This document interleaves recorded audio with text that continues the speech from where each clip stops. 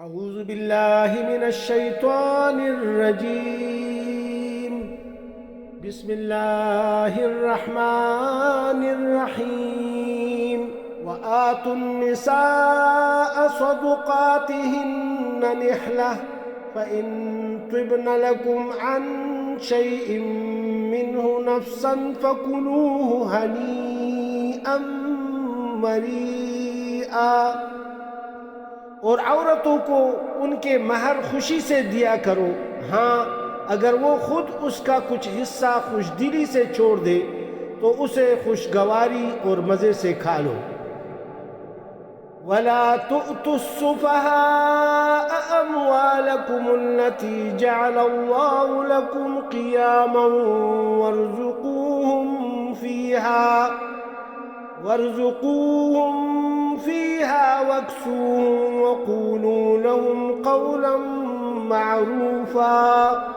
اور ناسمجھ یتیموں کو اپنے وہ مال حوالے نہ کرو جن کو اللہ نے تمہارے لیے زندگی کا سرمایہ بنایا ہے، ہاں ان کو ان میں سے کھلاؤ اور پہناؤ اور ان سے مناسب انداز میں بات کرو، یعنی نرمی سے۔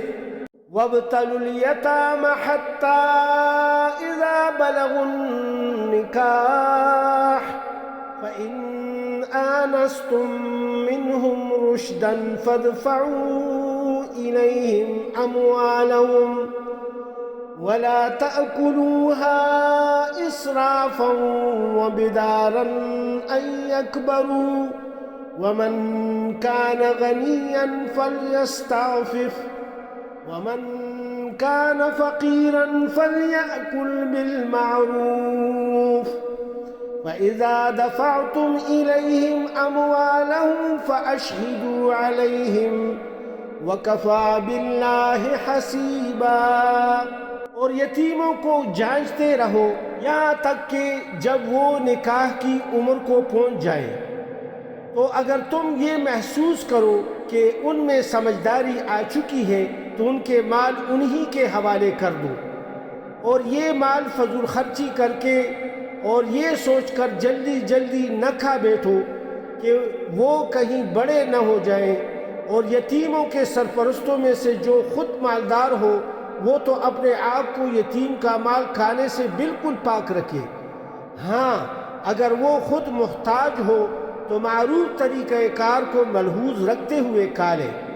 پھر جب تم ان کے مال انہیں دو تو ان پر گواہ بنا لو، اور اللہ حساب لینے کے لیے کافی ہے۔